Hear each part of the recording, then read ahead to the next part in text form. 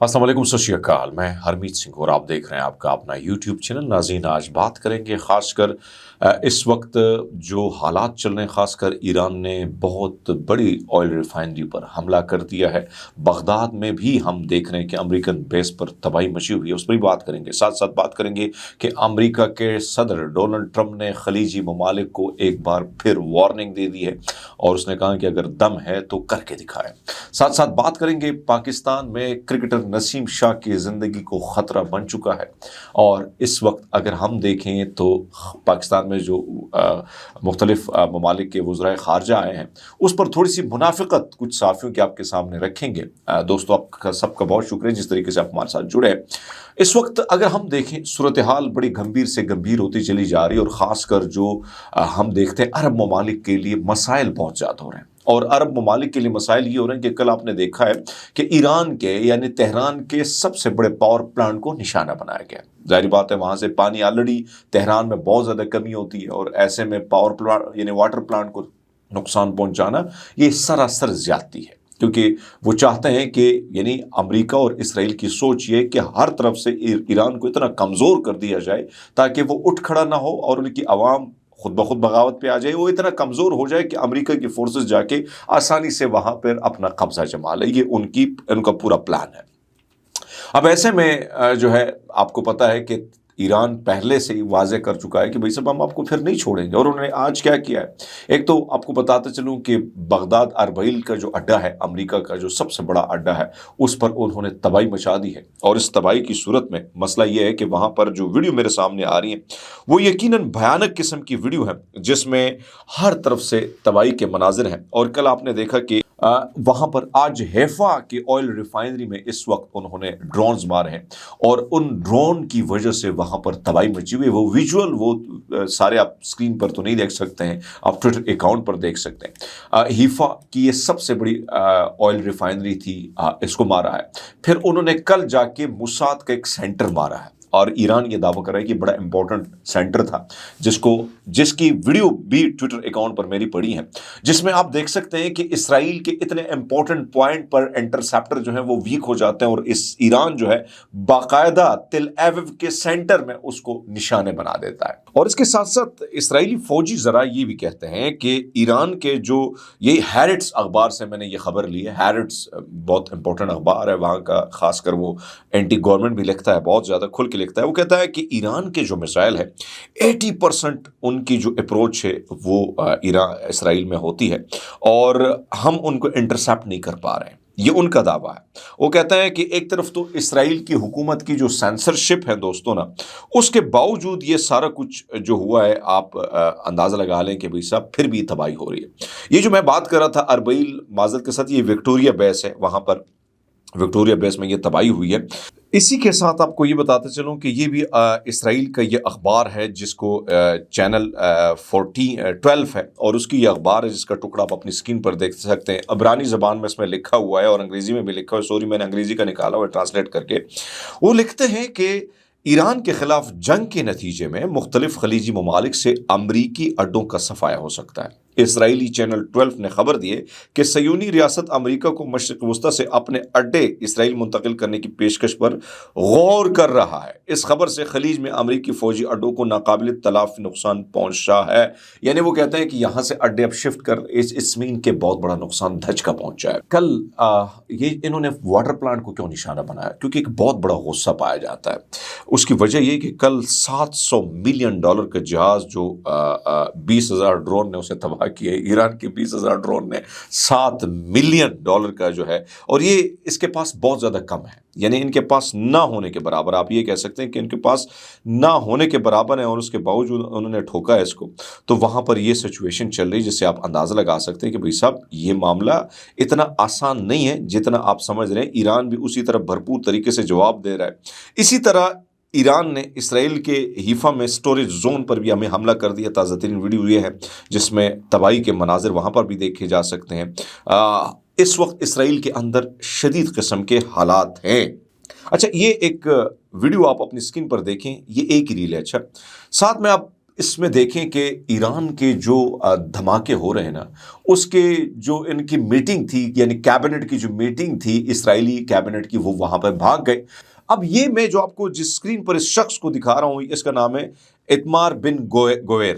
یہ اتنا ظالم انسان ہے کہ غزہ میں انہوں نے جشن منائے تھے وہاں پہ ظلم پہ، اور انہوں نے ایران کو دھمکی دی تھی۔ انہوں نے کہا تھا، یہ وہ بزدل انسان ہے وہاں کا، اسرائیل کا یہ وزیر دفاع ہے، اور یہ انہوں نے ایرانین کو دھمکی دی تھی کہ اگر آپ میں دم ہے تو باہر نکل کے آئیں۔ آپ خود یہ بنکر میں چھپا ہوا ہے اور اس کی ویڈیو لوگ بنا رہے ہیں اور لوگ شیئر کر رہے ہیں، ایون اسرائیل کے اندر لوگ شیئر کریں کہ بھائی صاحب آپ تو بڑے بہادر نکلے، خود جا کے سائرن بجتا ہے تو آپ 100 فٹ اندر جو ہے بنکروں میں چھپ کے۔ یہ بے شرم آدمی جو آپ کو اسکرین پہ نظر آ رہا ہے، یہ وہی ہے اسرائیل کا وزیر دفاع جو ایرانی میزائل سے چھپ کے بنکروں میں چھپ گیا۔ اب عرب ممالک کے لیے بڑی مشکلات پیش آ رہی ہیں۔ عربی اس پہ کیا کہتے ہیں لیکن اس پہ تو میں بات کروں گا، لیکن خلیجی ممالک آلریڈی بھائی 85 ارب ڈالر کا اس وقت تقریباً ان کا نقصان ہوا ہے۔ خلیجی ممالک کا ایویشن کی مد میں، ٹورزم کی مد میں، ہر طرف تباہی ہے اور لوگ بھاگ رہے ہیں۔ آپ پہلی بار دیکھ رہے ہیں کہ دبئی جو ہے وہاں پر غریب ہمارے جیسے پاکستانیوں پر انہوں نے ویزے بند کر دیے تھے۔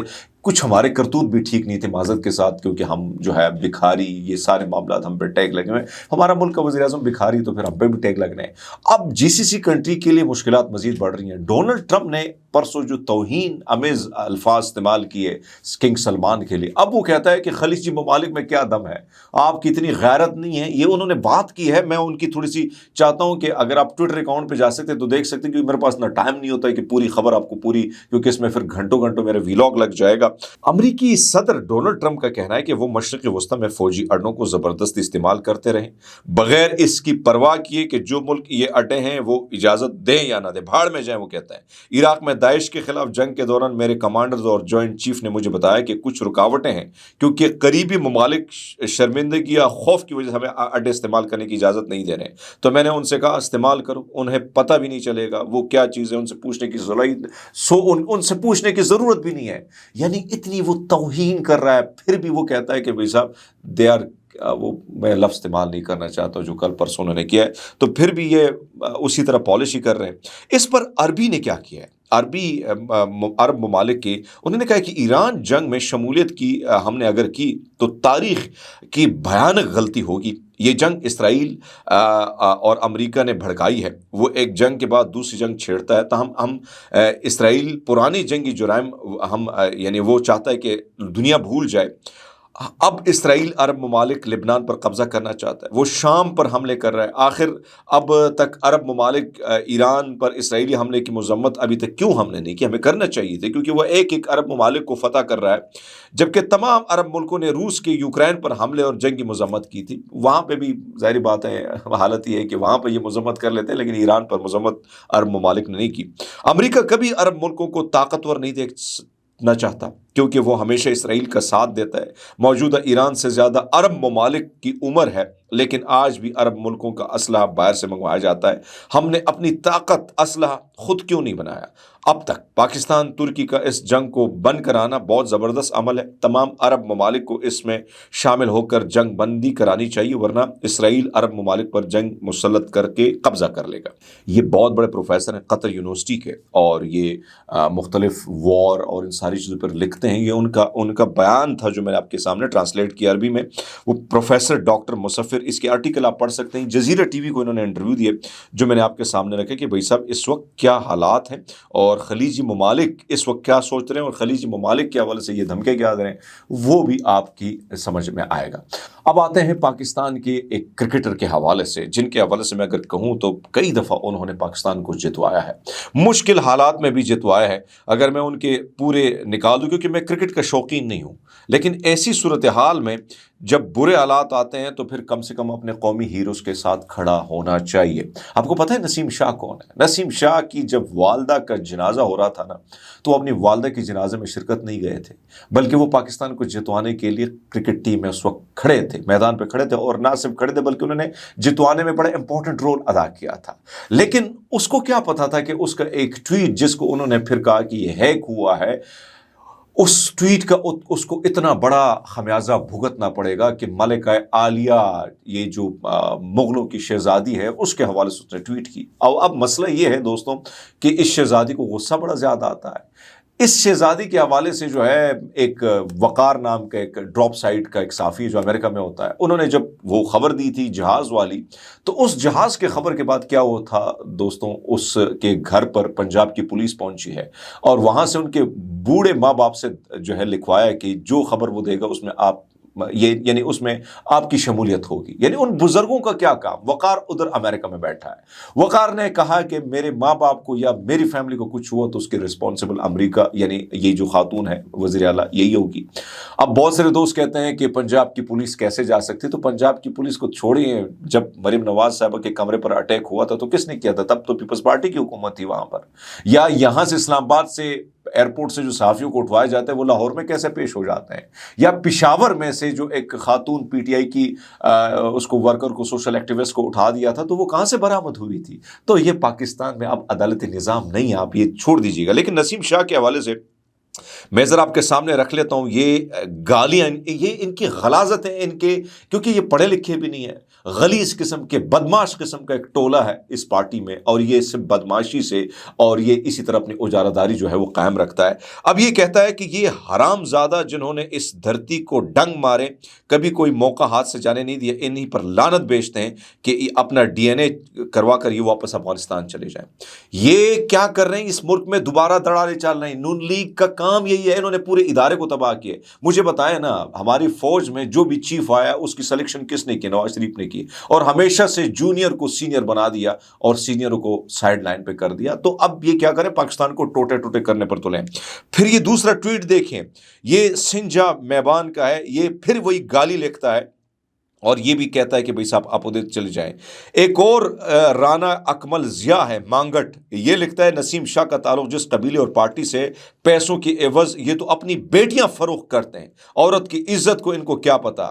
آپ اندازہ لگا لیں کہ یہ لوگ اس وقت کس قسم کی، اور کسی نے عجیب عجیب قسم کی جو ہے انہوں نے وہ نسیم شاہ کی ٹرولنگ شروع ہے، اور جو الفاظ کا چناؤ ہو رہا ہے یقیناً یہ دیکھیں، کرکٹ کھیلنی آتی نہیں اور پنجاب کے وزیر اعلیٰ ان کا بغض دیکھو، موت کے کنویں پر ڈانس کرنے والی خسری، یہ ایک قومی کرکٹر کی جو ہے نا، یہ اس کی زندگی کو داؤ پر لگا رہے ہیں۔ دوستوں آپ سب کو اٹھنا چاہیے۔ انہوں نے عمران خان کے ساتھ کیا تھا، انہوں نے جمائمہ خان کے ساتھ کیا تھا، یہ آپ کو پتہ نہیں ہے۔ نون لیگ اسی طرح کا بیانیہ گڑتی ہے، اور اسی طرح، کیونکہ ان کے لوگ بڑے پوتر لوگ ہیں، وہ پولیٹیشین نہیں، وہ پبلک فگر نہیں، ان پر بات آپ نہیں کر سکتے کیونکہ مغلوں کی اولاد ہیں وہ۔ بہرحال ایک طرف تو یہ چیزیں چل رہی ہے۔ اچھا، اس دوسری میں دیکھ لیں، اس میں لکھا ہے کہ لونڈے کی گھڑی فروش کو پی سی بی نے شوکاز نوٹس جاری کر دیے، جو چلو بیٹا اب گھر کی خواتین سے جا کر بدتمیزیاں کرو جن کو تم لوگ تعلیم بھی نہیں دیتے۔ یعنی پٹھانوں کر سیدھا یہ اٹیک کر رہے ہیں، اور ان کی جو الفاظ ہے، وہ جو چناؤ ہے، وہ اتنا غلیظ ہے کہ میں آپ کو بتا نہیں سکتا ہوں۔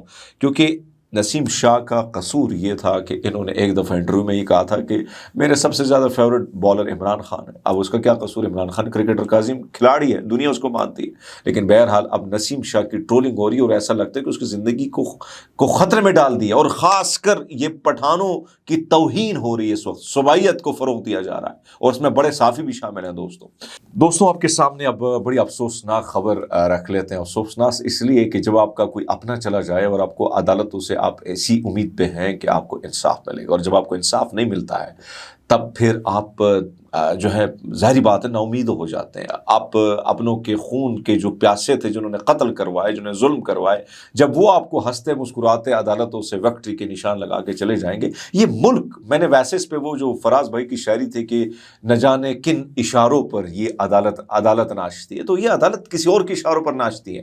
اب آپ دیکھیں ام رباب، ان کے خاندان، اگر آپ دیکھیں پہلے یہ جھگڑا کہاں سے شروع ہوا، جاگیرداری کا تنازع اس میں جڑا ہوا ہے، اور مختلف جو رپورٹس تھیں آپ کو یاد ہوگا کہ یہ 2020 یا 21 کے لگ بھگ یہ معاملہ ہوا تھا، جس میں کیا ہوا تھا، ان کے دادا، ان کے والد صاحب، ان کے چچا کو قتل کیا گیا تھا، اور اس کا الزام جو ہے مبینہ طور پر اس کا الزام کس پر لگا تھا؟ یہ آپ کو یاد ہوگا پاکستان پیپلز پارٹی کے جو لوگ ہیں ان پر۔ یہ پیپلز پارٹی میں نا وڈیرازم، جاگیردارازم، یہ سب کچھ بہت زیادہ بدماش قسم کی پارٹی ہے۔